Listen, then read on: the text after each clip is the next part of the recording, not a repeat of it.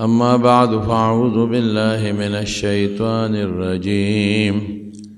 بسم الله الرحمن الرحيم. واذكروني أذكركم واشكروا لي ولا تكفرون. اللہ پاک خپلو بندگانو ته فرمائی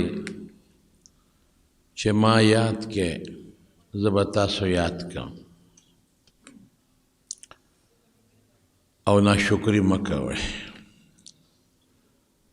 زما شکر ادا کړئ. یقیناً الله پاک چې څوک هم یادوي د الله ذکر کوي. د الله ذکر څه شی دی؟ الله یادول، د الله نه ځان نه غافل کول، الله یادول. چې ته الله یادې نو الله به تا یادوي. اذکرکم، الله وی زه به تا یاد کړم. اوس الله بنده څنګه یادوي؟ زه خو به الله په دې یاد کړم چې زه به الله ته چغه ووایم، زه یم یا الله. زه به الله په خپلو صفاتو یاد کړم چې الله ستا ښکلي صفتونه دي. زه به الله په دې یاد کړم چې لا اله الا الله، چې الله ته یو تعالی شریک نشته. الله به ما پسې یادوي. د الله نه خو یو بندم پټ نه دی، هر وخت هر بنده الله ته معلوم دی. الله به مونږ په خپل کرم او په خپل رحم یادوي. زما وروڼو بنیادي څیز دا دی چې مونږ خپل رب ته ځان ورنږدې کړو او مونږ خپل رب یاد کړو. زمونږ رزق، زمونږ مال، زمونږ اولاد، زمونږ عزت، زمونږ اسلام، زمونږ مسلمانی، دا ټول د الله د طرف نه دی. نو چې زه په دې کې خپل الله یاد کړم چې خدای ته زما خالق تا پیدا کړی، الله ته زما مالک یې، زما هر څه ستا په قبضه کې دي. الله ته زما رازق روزیم ته راکړې، الله ته مو عز عزت هم ته ورکړې، الله ته مو ظلم یې چې چاله عزت واخلې ذلیله کې هم دا ستا لاس کې دی. الله ته محیی و ممیت مې خدای ته خلکو له ژوند هم ورکې او ته خلکو له مرګ هم ورکې. په خدای قسم الله په دې ډېر خوشحالېږي. زما چې څوک ذکر کوي او ما یادوي نو زه به نه خوشحالېږم. پلار چې کم بچی یادوي نو د هغه نه پلار نه خوشحاله، مور چې کم بچی یادوي نو مور ته نه خوشحاله، دوست چې کم دوست ډېر یادوي نو هغه ته نه خوشحاله. نو چې خپل رب ته یادوي نو الله به ولې نه خوشحالېږي؟ په دې الله ډېر خوشحالېږي. او الله فرمایي هم چې فذکروني، ما یاد کې ګورئ، که زه مو یاد کړم مه غافل کېږئ زمانه. نو اذکرکم، ته به مې پټ یادې، ته به مې په مخلوق کې یادې، ته به مې په ډله کې یادې، زه به دې د فرشتو په ډله کې یاد کړم. ته به ما دلته یادې، زه به دې په رحم یاد کړم، رحم به در باندې وکړم. وشکرو لی، زما شکر ادا کې. اوهو، شکر خدای یادول دی که نه؟ چې ته وایې چې شکر دی خدای ډوډۍ دې راکړه، نو دا دې خدای یاد کړه. شکر دے خدای بچے دے راکو، دا دے اللہ یاد کا. شکر و باسا خصوصاً پا نعمت کے چکم وقت نما نعمت استعمالے نو دے وقت ما یاد کا. کتاو دسماتی للاڑے و دسماتی نروت بیا ما یاد کا. غفرانکا غفرانکا. الحمدللہ الذی اذهب عن الاذى وعافانی. شکر دے خدایا چې د لوی او دسماتی او د بوی نه او د غم نه د اخلاص کړم خدایا. چې د چا اودسماتې بند شي تپوس ته وکړه، د چا لوی بند شي وکړه، د چا راکوټې بند شي تپوس ته وکړه. څومره ګران کار دی. په هر مقام چې د خدای نعمت در مخکې شو د خدای شکر ادا کوه. دا د خدای ذکر دی. الله په دې ډېر خوشحالېږي. په خدای قسم.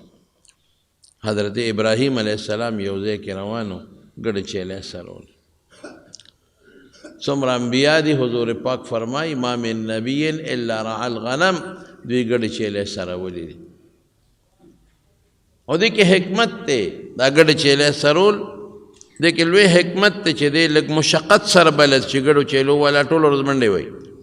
مشقت سره بلد شي. د ګډو چیلو به حفاظت کوي چې تا ته ټریننګ میلو شي چې سبا د امت حفاظت کوي ګډو شپې چیلو سره به شپه هم روڼی ورځم چې سبا امت سره شپه ورځ روڼی ګډې چیلی به د شر مخ نه ساتي چې امت هم د شیطان نه ساتي د ګډو چیلو غم به کوي چې د امت هم غم کوي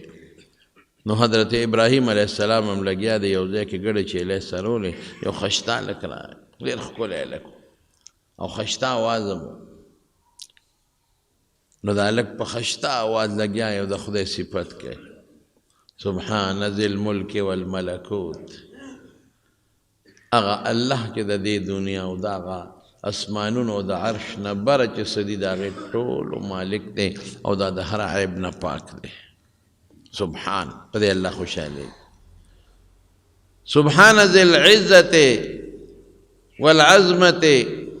والهیبة والقدرة والکبریاء والجبروت هغه لږ په خشته اواز لګیا دی او د الله صفتونه کوي نو ابراهیم علیه السلام ورنږدې شو وی برخورداره ډېر ښکلی اواز خدای درکړی او زما د رب د ډېر ښکلي صفت په مسلمان د الله صفت خوږ لګي لکه د دوست صفت په دوست خوږ لګي که نه نو چې څوک د خدای صفت کوي او ته مسلمان یې اورې نو په تا به څومره خوږ لګي ډېر په خشته اواز دی زما د رب دا صفت وکړو نوم دې واخېسته یو ځل بیا راته ووایه بچې ډېر خوند یې راکړه هغه هلک ورته باباجي څه به راکړې یو ځل خو مې درته خیراتي ووایې څه به راکړې وی بچې چې ته څه غواړې وایه خولې نه وباسه وی باباجي دا نیمې ګډې چیلی به راکړې ډېر لوی قیمت دی اوس که زه ما به وایي چې مړه ظلم مه کوه که نه نو اوس ته یو دوه ټکي اواز د خولې نه وباسې نو نیمې ګډې چیلی غواړه یو 10 روپۍ غواړه یو 20 روپۍ غواړه یو 50 یو 100 غواړه زه یو ګډو غواړم نیمې ګډې چیلی څه کې ظلم کې ګنې بابا ورته ویلي چې زمړه خپل کار کوړه وایم ور لیکن حضرت ابراهیم علیه السلام خو خلیل الله د زړه کې الله پروت دی د هغه په زړه کې د الله نوم پروت دی د هغه په زړه کې د الله ذات پروت دی د الله صفت پروت دی محبت د الله د ذات نه مراد د الله د ذات محبت پروت دی بچی نیمه ګډې چیلی وي او در به کړې شابه ووایه هغه ورته بیا په خشته اواز لګیا یې سبحان ذی الملک والملکوت سبحان ذی العزة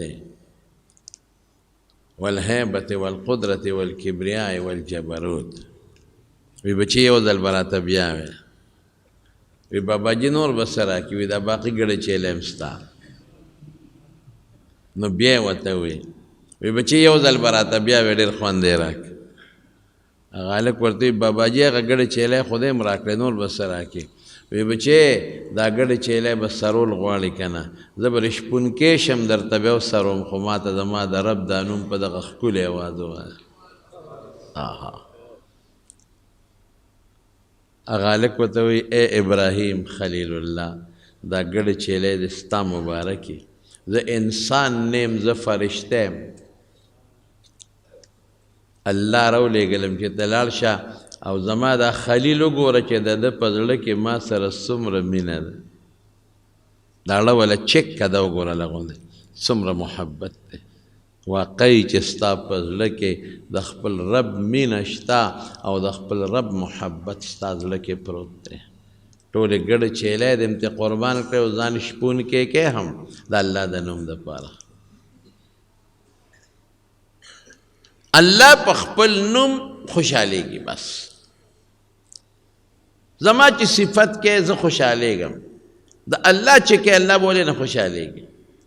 بلکې رب العالمین فرمایي وی هغه انسان چې ما یادی او هغه انسان چې ما نه یادی مثل الذي یذکرنی ومثل الذي لا یذکرنی مثل الحی والمیت د دې صفت او مثال د ژوند او د مړي دی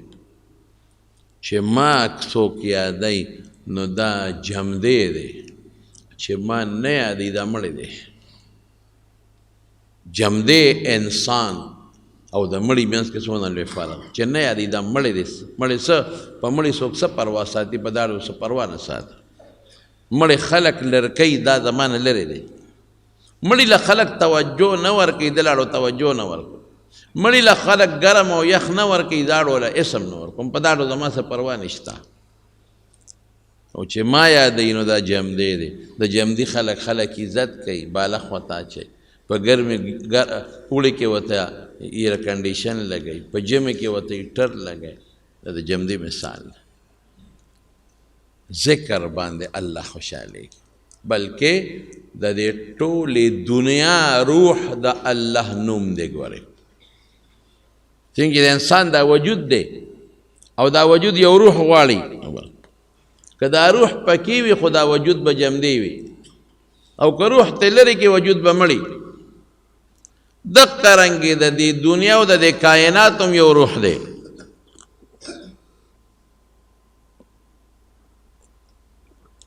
که هغه روح پکې وي دا ټول کائنات به جمدی وي او که روح ته اووت دا ټول کائنات به مړه شي د دې ټولو کائنات ولې وجود کې چې روح وي نو وجود جمدی دی څونه عزت یې خلک کوي روح دی پکې باباجي راځه اله باباجي کېنه باباجي سلام علیکم باباجي اوږې دی ډوډۍ والا راوړه اله باباجي نار دی ډوډۍ راوړه باباجي تږې دی اوبه والا راوړه اله باباجي ګرمي وشوه پکې وته وه بوزې وته وه باباجي اله زما د دوی واده دی ما سره روټۍ لبه دی اله باباجي زما خیرات ته دعا به ته کې هلکه باباجي ته لاره ورکې باباجي له څادر خلک کوي که نه کوي او چې دا باباجي مړ شو چا ویلي چې ډوډۍ والا راوړی چا ویلي دي اوبه والا راوړی چا ویلي دي هیټر ورته ولګوی چا ویلي دي چې ایر کنډیشن ورته ولګوی چا ویلي دي چې دا باباجي راولی چې ما ته دوا وکړي بیا باباجي په پوزه کې ور واچوې او د کفن ټوکړه ته ته وکړي او قبر ته ورښکته کوي پته ولګېده چې د کمال شی دا روح دی ګوره دا روح د کې دی د عزتو او چې روح دی وت عزت ختم شو چې دا روح په د کې نو خلق وته پلان کې مولوي صاحب وي خلق وته پلان کې بابا وي چې روح دی وت اوس انوم بدل شو مړی وته وي جنازه وته وي جنازه راواله مړی اوچت کې مړی دی خوا یو سه جنازه دلته یو سه هلکه خښ شو او خښ شو مړی خښ شو هاي هاي ټول چل په روح کې دا قرنګې دا ټول کائنات یو وجود دی د دې روح څه شی دی د الله نوم تر څو چې د الله نوم دلته یادېږي ذکر کېږي په دې مخ د ځمکه نو دا کائنات به جمدي وي او که د خدای نوم روح ته ووته مړه به څوک وایي حضور پاک فرمایي لا تقوم الساعه حتى لا يقال في الارض الله الله تر څو چې په مخ د ځمکه د الله نوم ویلی شي نو قیامت به نه راځي او چې د الله نوم د مخ د ځمکې نه ختم شو نو روح ووته نو قیامت به راځي کائنات به جمدي وي چې د الله نوم ویلی کېږي او چې د الله نوم ختم شو کائنات مړه شو ختم روح دلال ختم شو یو سات کې به قیامت راشي او دا انور او سپومې او غرونه دا به دوړي وړي شي او دا به مالوچو په شان دا غرونه والوځي او ختم به شي تر دې حده پورې یو حدیث کې داسې راځي وی تر څو چې اونه د الله نوم اخلي دا به شنی او چې کومه څانګه اوچه شوه دې د خدای نوم بند کړی ذکر یې بند کړی تر څو چې اوبه روانې وي شرلار کوي د خدای نوم علي نو روانې اوبه نه څښا کېږي او چې کله دا ودرېدې د خدای نوم بند شو څښا به شي تر څو چې ستا دا کمیس او جامې پاکې وي د خدای ذکر کوي چې کله خیره نشي د خدای ذکر بند تر څو چې په دریاب کې کب د خدای نوم اخلي نو ښکاري به نه ښکار کوي او چې کله د خدای نوم بند شو نو د ښکاري په جال کې به نښلي او تر څو چې دا مارغان په هوا کې د خدای نوم اخلي د دې به خدای حفاظت کوي د ښکاري په جال کې به نه راځي او چې د خدای نوم یې بند که د ښکاري په جال کې به راشي خواجه ابوالحسن خرقاني رحمت الله علیه ډېر لوی بزرګ تیر شوی د بادشاہ مجلس کې ناستو او ابو علی ابن سینا د بادشاہ حکیم دی ابو علی ابن سینا د زمانه حکیم او صاحب فلسفي قابل سړی هوښیار سړی ناشنا او د هغه به ډېر لوی عزت کېده بادشاه به د ابو علي ابن سینا ډېر عزت کو ځکه د بادشاه خاص حکیم او د خپل فن لوی عالم و لوی ملا و چې به دربار ته راته په اس باندې سور نو ټول دربار به ورته ودرېده او بادشاه به م ودرېده او د بادشاه سره به یو ځای په اس باندې دربار نه وته او راته به لوی عزت او لوی شان مجلس کې ابو علي ابن سینا ناست دی بادشاه ناست دی وزیران ناست دی مشیران ناست دی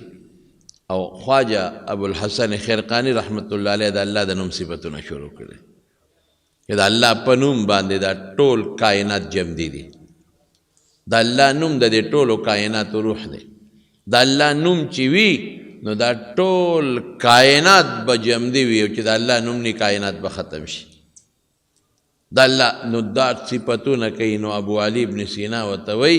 خواجه ابوالحسن خرقاني ته وی دا یو رکوټې ټکې او دا ټوله دنیا کې انقلاب دی رکوټې ټکې راسترې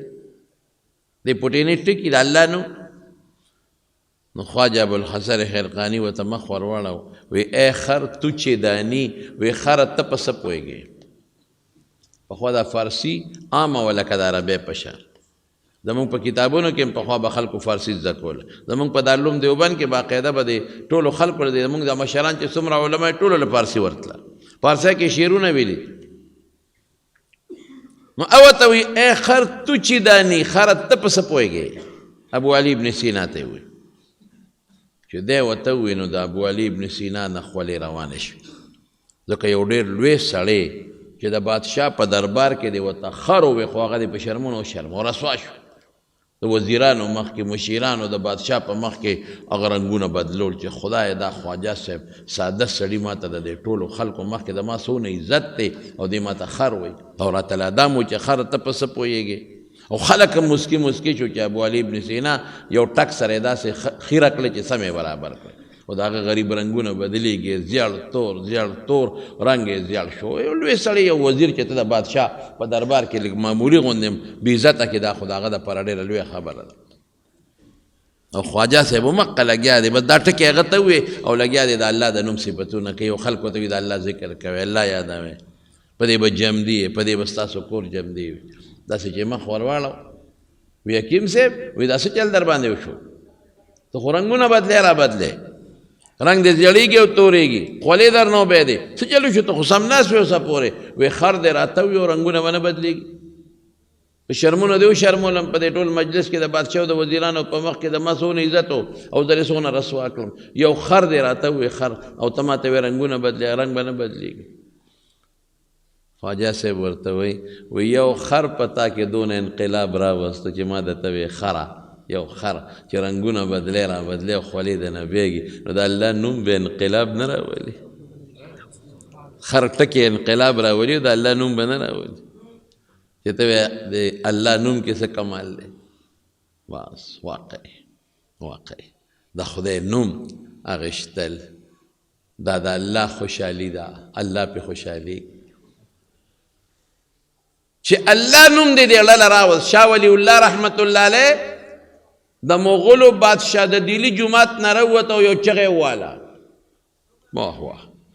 د دیلی جامع مسجد نه راووته او یو چغې واله شاه ولی الله صاحب ای د مغولو بادشاهانو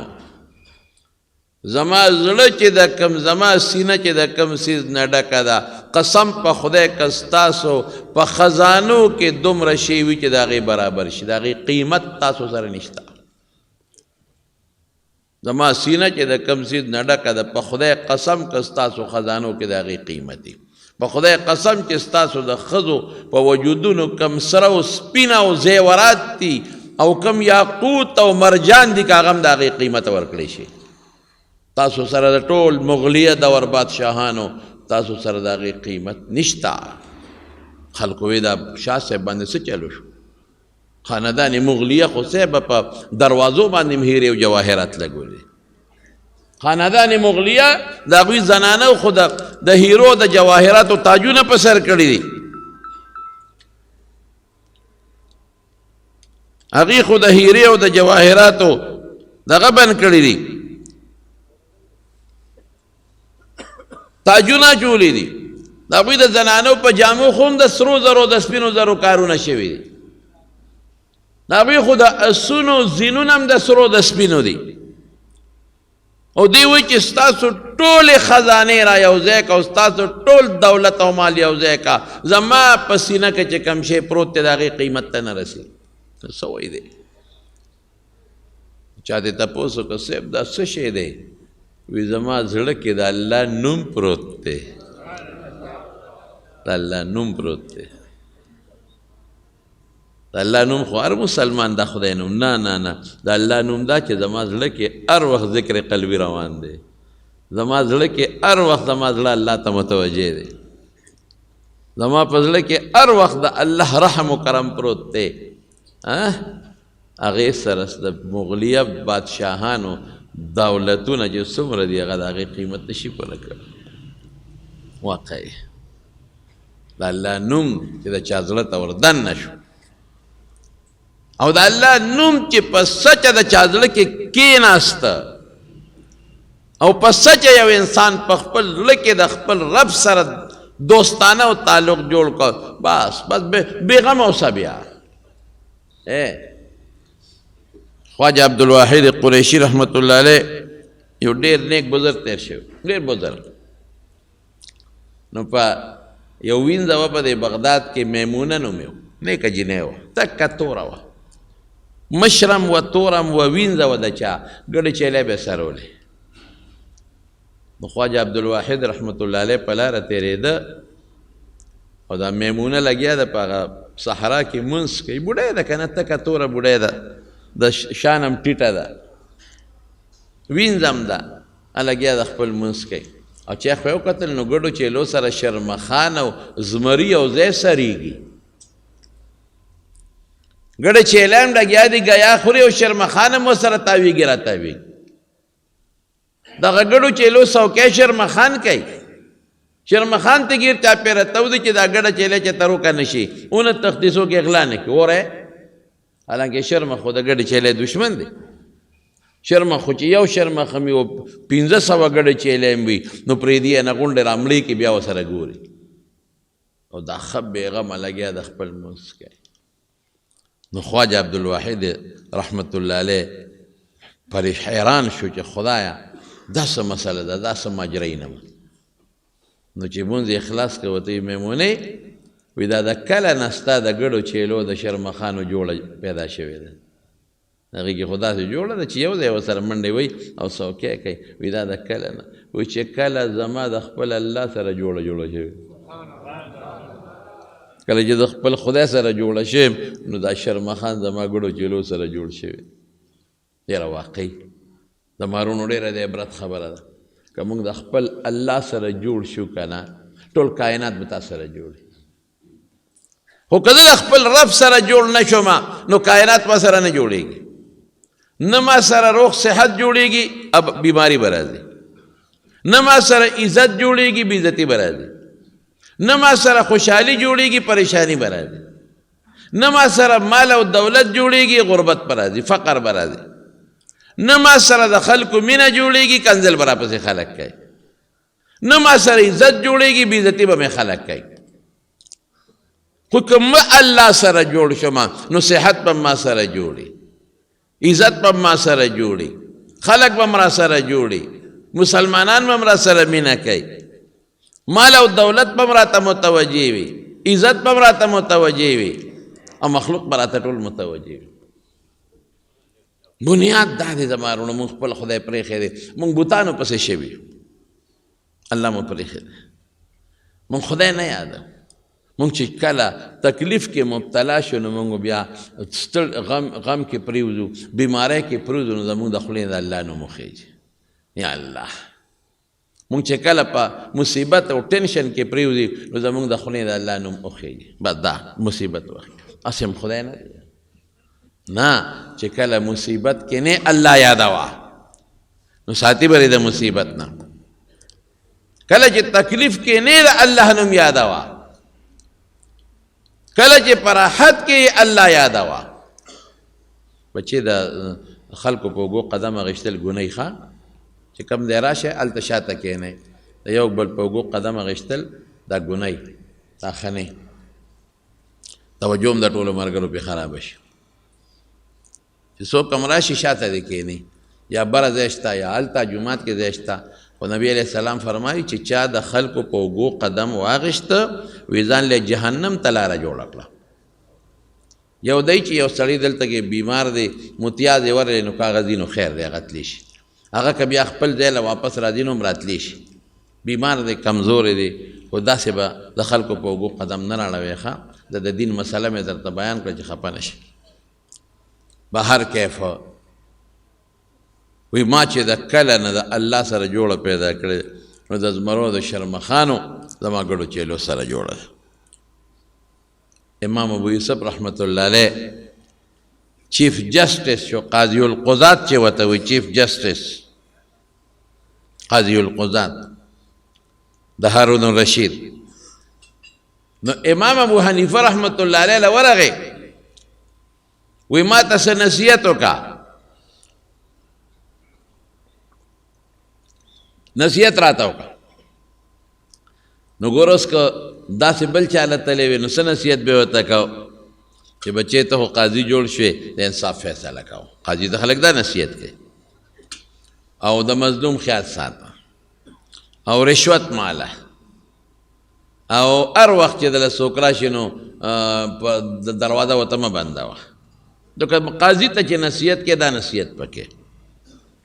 امام ابو حنیفه رحمت الله علیه څونه هوښیار انسان او ته وی صاحب قاضي جوړ شم ما ته نصیحت وکړه وی بچې یو حدیث ته ویم په دې عمل کوه یو حدیث د رسول الله مبارک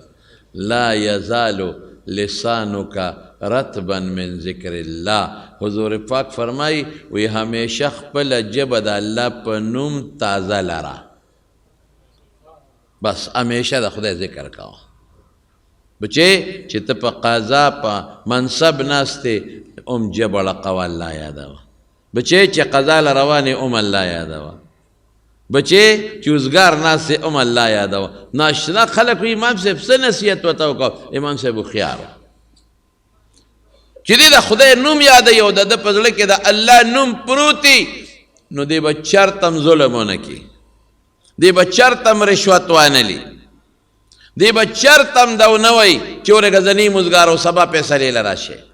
دی به چرتم د مظلوم ته دو نوی او به نه رټي دی به چرتم د مالدار پرو نه کی او د مظلوم سره ظلم به نه کی چې الله نوم په جبه لګي او چې د الله نوم په جبه علي د الله مدد به سره د خدای نوم کې ډېر لوی کمال دی رسول الله صلی الله علیه وسلم فرمای وی د قیامت پر ورځ به یو سړی الله ادری د ده به یو کم سل دفترې د ګناه وي یو به د نیکو وي هغه یو کم سل دفترې به څومره وي که یو دفتر راخور کې د ځمکې اسمانونه پې ډکېږي دومره ډېر به نو هغه نیکی به ولا یو دفتر په یو چابړي کې واچي ګناهونه به ولا په بل چابړي کې واچي نو د ګناه به درنه شي نیکی به سپکه شي نو په ده به اعلان وشي چې دا سړی بوځی دوزخ ته دی به روان شي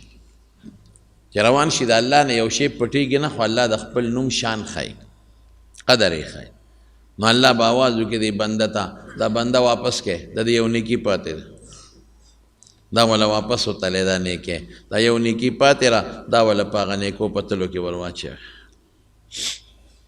نو دی بچی هغه وګوري وی بچی رب ما هذه البطاقه زموږ علما دی حدیث ته بطاقه وي الله دا پټینه کاغذ څه شی دی د دې دومره ګناهونو یو کم ستلو دفترو په مقابله کې دا پټینه څه شی دی الله ویلا ظلم اليوم نن د ظلم ورځ نه ظلم به نن نه کېږي دا یو دی پاتې ده ورشه چې دا دوباره نیکي وتلي او دا یو پکې ور واچي اوهو خدایا یو ځل خو په ما نوم اعلان وشو چې پلانکې د پلانکې زویرې دوزخ ته دی نو اوس به راباندې بیا اعلان کېږي چې پلانکې د پلانکې زویرې دوزخ ته دی بیا به د اعلان کېږي دا به څه کېږي د پټې کاغذ که زه وروام چې بنو زما خو یو کم سل دفتره د ګناهونو دي او دومره ډېر دي چې ځمکې اسمان په یو ډکېږي. الله وینا ظلم شته دی نه، دا دنیا نه ده، دلته ظلم نشته، دا یو نیکي دی پاتې ده، واپس کې دا والا واچې دی به بیا واپس کې تللی ده. هغه یو کم سل دفتره د ګناهونو به بیا چابړي کې ورته واچې، هغه یو دفتر د نیکو به واچې او نیکو سره به د پوټینې غوندې کاغذ ور واچې چې ور واچې نیکۍ به درنې شي او ګناهونه به سپک شي او په ده به اعلان وشي چې فلان کې د فلان کې زوی د هغه نیکۍ درنې شوې جنت ته دی وایي خدایه دا څه شی دی؟ دا پوټینې کاغذ کې څه دی؟ خو زه را دوزخه بچ کړم، دا خو زما په ټولو ګناهونو باندې درنه شوه، دا څه شی و؟ الله وایي دا زما نوم دی، دا زما نوم دی. ولذکر الله اکبر، د خدای د نوم نه لوی شی بل شته دی نه، شته نه بل. ځکه حضرت موسی علیه السلام الله نه تپوس وکړه، وی الله ما ته داسې یو شی وښایه چې زه یې ویم او ته پرې ډېر خوشحالېږي. وی لا اله الا الله وایه. وی الله دا خو ټول خلک وایي، ما ته هغه شی وښایه چې بل څوک یې نه وی او زه یې ووایم او تا ته پرې نږدې شمه. الله وی ای موسی چې دا اوه اسمانونه او اوه واړه ځمکې د تلې په یو چابړي کې واچئ او دا کلمه په بل چابړي کې واچئ، دا به پرې وزندارئ. د الله د نوم سره څه شی برابرېدی نه شي.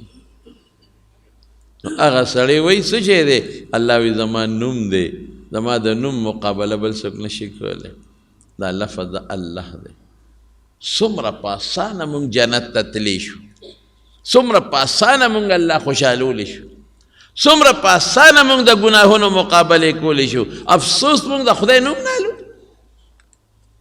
افسوس موږ خدای نه یاد، لا اله الا الله نه وایو. په ګاډي کې به سواري خلک روان به غیبت به کوي، دروغ به وایي، چغلي به کوي، د خدای نوم څوک نه لري. په کور کې به ناست وي، د خدای نوم به نه لري. بچو سره به ناست وي، د خدای نوم به نه لري. هلکه د خدای نیکبخته چې اوزګارې نو لږې تسبیح راواله که نه، الله یاد که که نه،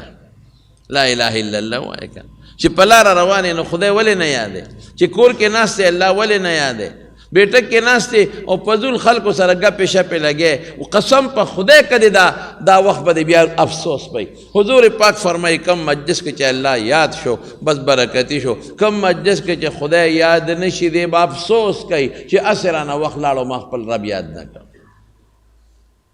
من ټوله ورځ لګیا یو، څوک د یو غیبت، څوک د بل غیبت،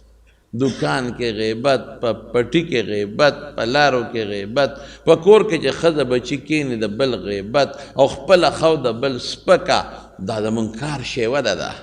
او نن سبا خو دا موبایل مردار راوترې، ټول خلک په دې موبایل کې لګیا دي، خدای ته یې دی. ټوله ورځ دا خلک په دې موبایل کې نښتې دي، په سړک کې مو، په لاره کې مو، په ګاډي کې مو، په موټر کې مو، هر ځای کې بس کشکش یې شروع کړي او په موبایل کې لګیا دي. یا د خدای بندګانو دا مو نه پکارېږي، دا الله م پکارېږي. په دې ګوتو حضور پاک فرمایي د دې بندونو نه به الله د قیامت پر ورځ تپوس کوي. تاسو په دې زیات شوي مو که نه؟ دا بندونه دې له به ژبه ورکړي، ژبه دې به خبرې کوي چې په دې ګوتو دې الله یاد کړي. دا به د قیامت پر ورځ درته ګوی کوي چې الله په دې زه یاد کړی، او چې په دې ګوتو دې خدای نه یاد کړي، دا ګوتې به وایي چې الله زه ما باندې ته نه یاد کړی. دا اندامونه به درله ګوی کوي د قیامت پر ورځ باندې. تمہارونو ذکر کوئ، الله یادوئ، لا اله الا الله وایئ، الله الله وایئ، سبحان الله وایئ، الحمدلله وایئ. حضور پاک یو ځل وفرمایي وی چې کم انسان یې څونه آسان شی درته ښیم، هر مانځه پسې 10 کرته سبحان الله، 10 کرته الحمدلله او 10 کرته الله اکبر وایي. څو شو هلکه؟ 10. نو په 5 منځونو پسې څو شو؟ 1.5 هلکه حساب د سره کوم چې 10 شو نو 5 منځونو پورې څو شو؟ 1.5. نو حضور پاک فرمای وی دا 1.5 ستا په جبه شو او د خدای په نیز باندې دا سو شو په لسو کې ضرب ورکا 1.5 زر شو تی وی 1.5 الله دله په سو حسابي 1.5 زر 1 زر او 500 د خدای په نیز چې ته دیر شوې نو د خدای په نو 300 شو چې بل مانځه په سری بیا دیر شوې لس او لس او لس نو بیا دیر شو نو 300 شو نو 1.5 زر شو او چې کله سملې چې کله اوده کېږي نو سل بیا ووایا څو شو سل 3 کرتا سبحان الله 3 کرتا الحمدلله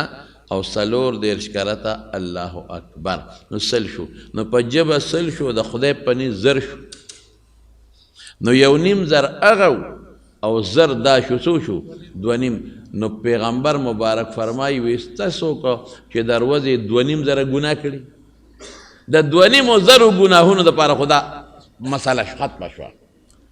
2.5 زره ګناهونه پې لاړل دوړه شو وشته څوک چې دروازې 2.5 زره ګناه کړي نه الله پیغمبره 2.5 زره خو ډېر شی دی دا چا کړي دي نو د 2.5 زره خو دا ذموار شو ها اوس که ته بالفرض هر مانځه پسې سل کرته وی سبحان الله 3 کرتا دا به وایه ګورې ښه او 3 کرتا الحمدلله او 4 کرتا الله اکبر هر مانځه پسې 3 4 نو څو شو سل شو که نو بل مانځه پسې بیا سل نو بل نو 500 شو څو شو 500 او چې کله سملې نو سل هغه شو څو شو 600 نو او دې وی 600 او د خدای په نیز په لسو کې ضرب ورکا نو 6 زره ته جوړ شو او دې وی 600 د خدای په نیز څو شو 6 نو کدی په دغه ورځ 6 زره ګناه کړي هغه به په دوړه شي 6 زره څوک کولی شو څومره د خدای کرم وره ابنګ بیا غافل یو نو ما سره به دا وعده کوي که خیر انشاءالله چې څومره ملګري دي ټول به هر مانځه پسې که هغه مونځي چې هغې پسې سنت نه لکه د سار بوندې نو فردو پسې به یې وایه او چې کوم مونځ پسې سنتي نو سنتو نه پسې وایه خیر دی پردو نه پسې هم ویلی شي دا نه چې ګنې پردو پسې نه شی ویلی پردو پسې هم ویلی شي خو چې کوم پسې سنتي نو سنتو نه پسې وایه ماسپښین چې مونځ ټول خلاص شي نو وایه به مازدیګر بیا پردو پسې ماښام چې کله خیري فرض وکړې 2 رکعاته سنت او 2 نفل نو بیا ورپسې وایه ماسخوتن چې ویتر وکړې وایه دا بټ څومره چې ملګري یې د نن نه پس به هر ملګری په هر مانځه پسې دا 100 کرتا تسبیحات فاطمې وایي که خیر انشاءالله او چې اوده کېږي 100 به بیا وایه دا 600 شو او په تله کې په 6 زرو حسابېږي او د 6 زرو ګناهونو ذمہ دار شو رسول الله صلی الله علیه وسلم په کور کې حضرت علی رضی الله عنه بی بی فاطمه ته حضرت علی رضی الله عنه وی ویلاړه شه بابا له غلامان راغلي یو غلام ته وغواړه چې تاسو سره کار کوي چې حضرت فاطمه رضی الله تعالی عنها کور ته لاړه نو حضور پاک نو واپس راغله نو چې کله پیغمبر مبارک کور ته راغی نو بیبیانو ورته وویل چې فاطمه راغلې ته نه وې څه کار یې د سره نو د رسول الله مبارک دا ډېره زیاته خوښه وه نو زر وکړه لاړ حضرت علی رضی الله عنه فرمایي وی موږ هم لاستو ډډې موالې وې وی دی کې حضور پاک راغی وی موږ ورپاسېدو وی راته وی چې مه پاسې وی راغی او زما د فاطمې په مینځ کې کېناست وی راته وی بچې ته راغلی وې نو فاطمې کې ډېره زیاته حیا و هغې غږ نه شو کولی وی بچې سله راغلی وې وی ما ورته وی چې د الله رسوله ما درلېږلی وه دا غریبه په کور کې جارو وی په کور کې نو جامې یې ټولې د خاورو ډکې دا میچن په خپله تاوی پخوا خو هلته کې جرندې نه وې که نه نه مشینانو نو خلکو په میچنو باندې دانې وړکول دا میچن په خپله تاوی نو لاسونو کې غوټې پیدا شوې او زمونږ یو سرمن د څاروي یو سرمن آها نو دروازې پې هغه اس ته ګیا چو او د شپې هغه ګیات یې وڅنډو نو زه او دا پې سملو خاتون جنت سیدت نساء اهل الجنه رسول الله مبارک وی د جنتیانو د ښځو سرداره ده ژوند یې دغه ده نو ما دې ته ووایي چې بابا له د مریان راغلي دي نو ورشئ عمره یې ترې وغواړه نو تا ته به لږ اسانتیا شي دا کور به در سره جارو کوي دا میچن به در سره تاوی حضور پاک ورته وفرمیل فاطمې د بدر یتیمانان ډېر محتاج دي چې دا غلامان هغوی له ورکوم راغلي دي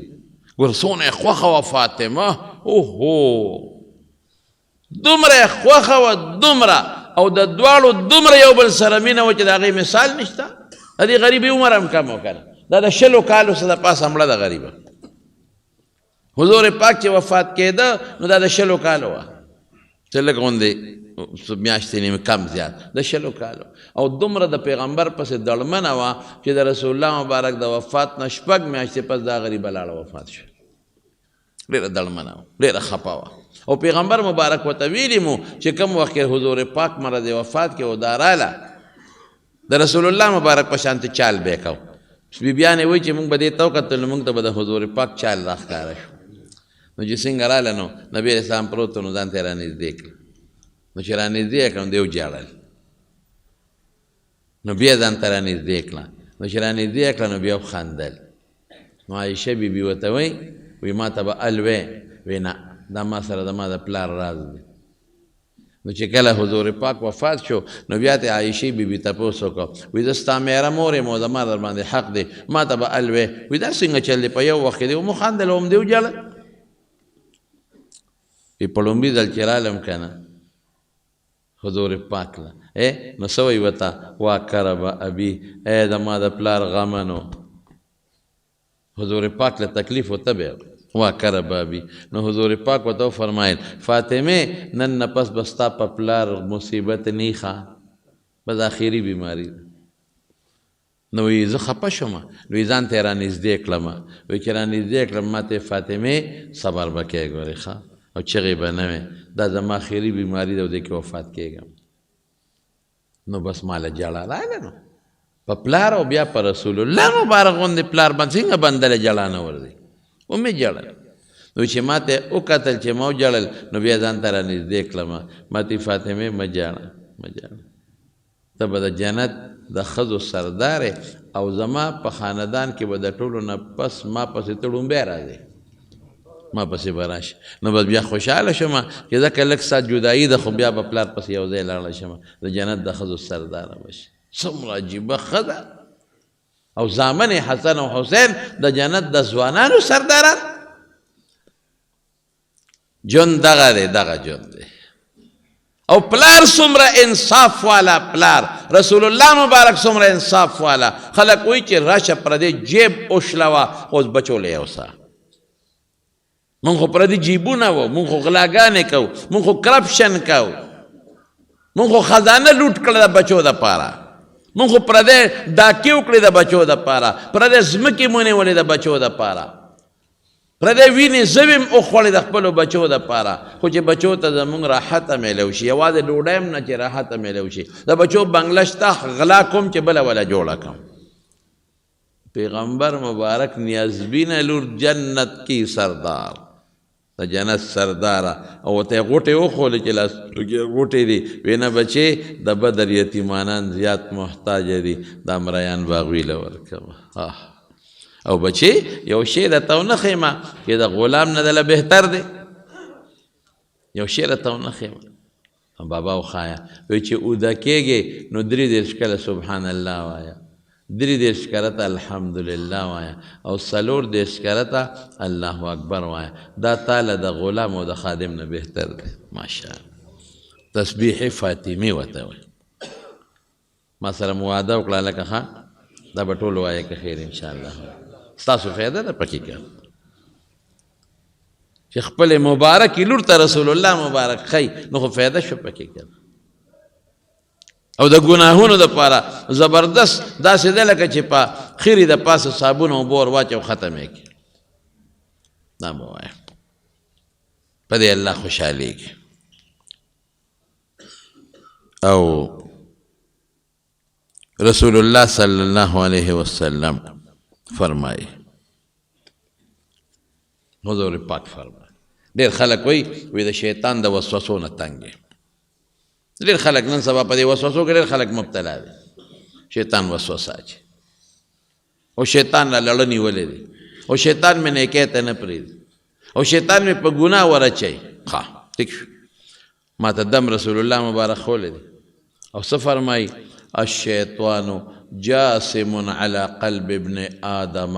شیطان د بني آدم په زړه ګونټې ماتې کړې دي دلته ناست ګونټې ماتې کړې پرېږدي خو دی نه اذا غفله ګوره په دې حدیث ځان پوه کړئ دنیا خلک ما ته ټېلیفون کوي یاره صاحب وسوسې بیماري ده یاره صاحب وسوسې راځي یاره څوک کوي په دې کې وسوسه څوک کوي په دې کې وسوسه څوک کوي دا وسوسه ټول اوس خلک ګوتې شماري دم درته ښیمه عمل پرې وکړې هغه دم درته ښیم چې کوم دم رسول الله مبارک ښودلی دی څه فرمایي الشیطان جاسم علی قلب ابن آدم د بني آدم په زړه باندې ګوټې ماتې کړي ګونټې لکه یو سړی چې دشمن راوپرځوي او ګونټې پې ماتې کړي او په دې مری ولغلی شي بیا دې نشي بچ کېدی دقه رنګې ستا په زړه د پاسه د ګونټې ماتې کړي دي ګونټې اذا غفلا وره تا ته د وسوسې خبره ښیم چې کله د الله نه غافل وي دا انسان نو وسوسه دی ورته وسوسې اچوي نو ته ولې الله نه غافل کېږي ته غافل یې ځکه وسوسه راځي پیغمبر وایي اذا غفلا چې دی کله غافل شو د الله نه نو وسوسه شیطان ورته وسوسې اچوي واذا ذکر الله خنسا او چې دی کله الله یاد کړي نو شیطان تختی پټېږي وسوسه اوس ولې راځي الله دې هېر کړی الله دې هېر الله یاد کا تختی به او د الله د یادو متعلق په بل حدیث کې موږ ته رسول الله مبارک دم خولی دی چې څوک هم سحر وختي سل پیرې څلورمه کلمه وایي لا اله الا الله وحده لا شريك له له الملك وله الحمد وهو على كل شيء قدير یاد دی اکو اوږده وایي څوک اوږده وایي چې لا اله الا الله وحده لا شريك له له الملك وله الحمد يحيي ويميت وهو حي لا يموت بيده الخير وهو على كل شيء قدير خیر هر څنګه چې وایي چې سل کرته څوک سحر وایي دته به په دغه ورځ شیطان پیرې هېڅ قسمه ضرر نه رسوي نو زما خو خبره نه ده خبره د چا ده د رسول الله مبارک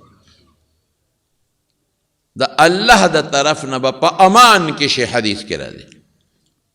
د الله د طرف په امن کې شوي نو چې الله امن درکړي نو شیطان د بیا نقصان رسولی شي پیرې نقصان رسولی شي نه نو چې څومره ملګري یې نو څه به کوئ سهار به څلورمه کلمه سل پیرې وایه یاده شوه او هر مانځه پسې ما په طریقه نور پوه کړی سل کرته دغه تسبیحات فاطمې به وایه او چې کله بیا هم دله وسوسه راله غصه راله بعضې وختې له غصه راشي وسوسه راشي اعوذ بالله من الشیطان الرجیم به ووایي خیر او خلاص او چې کله اوده کېږې نو سل پیرې به دغه تسبیح هم وایې او یو شل پنځه سل هر څومره چې درود شریف به وایې دا ستاسو وظیفه شوه که خیر انشاءالله ښه د دنیا خیر به هم خدای درکړي الله به رضام شي شکر دې ما ادا که د الله الله دې خوشحاله که الله به تا په فرشتو کې یادوي انشاءالله دعا وکړئ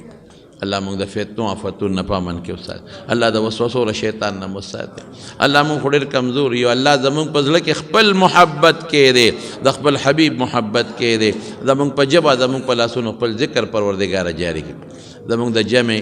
یو خاص ملګری فردوس حاجي صاحب زموږ د دې سریز به فردوس حاجي صاحب هره جمعه به زموږ جمع مانځله راته داسې جمعه به نه وه چې دی به نه راته بلکې د جمعې نه مخکې به بیټک ته زموږ راغی هلته به ما سره یو څلور پنځه منټه کېناست بیا به راغی هره جمعه په دغه جمعه هم غریب راغلی دی دلته موږ سره منځ کړی دی وفات شوی دی فردوس حاجي صاحب ته دعا وکړئ چې الله یې مغفرت نصیب کړي الله د آخرت خوشحالۍ نصیب کړي زموږ د جمعې ملګری و که نه نو الله دې د آخرت خوشحالۍ نصیب کړي که جمدې اوس به دلته موږ سره ناست اوس به دلته موږ سره دا لومبۍ جمعه ده چې نشته یعنی هر جمعه بدل تراته دا غسر زبینا الله دې وبخي الله دې د آخرت خوشحالي نصیب کړي او الله تعالی دې بچو له وارثانو له صبر ورکړي نور غمونه لري خدای ورته دلته زمونږ په دې محله کې سوداګر بچی وفات شوی دی سوداګر هم زمونږ د جمعې مستقل ملګری مستقل او زوی او معذور او غریبه او دا سوداګر غریب په خپلو بچو ډېر زیات وکړي دله به خدای لوی جنت ورکوي دله به خدای د آخرت خوشحالي ورکوي د شپږم زوی او ټول معذوره دي غریبانه چې داسې معذوره بچي خدای چاله ورکوي دې خدمت وکړي کور والا خدمت په دې خدای جنت ورکوي دعا وکړئ سوداګر دپاره چې خدای پاک دا بچي ولې د آخرت توښه کړي د آخرت توښه کړي دا بچي خدای د جنت مرغۍ کړي او الله ولې د مور دپاره او د ده دپاره د آخرت توښه کړي د نورو غمونو نه خدای پاک په امن کې وساتي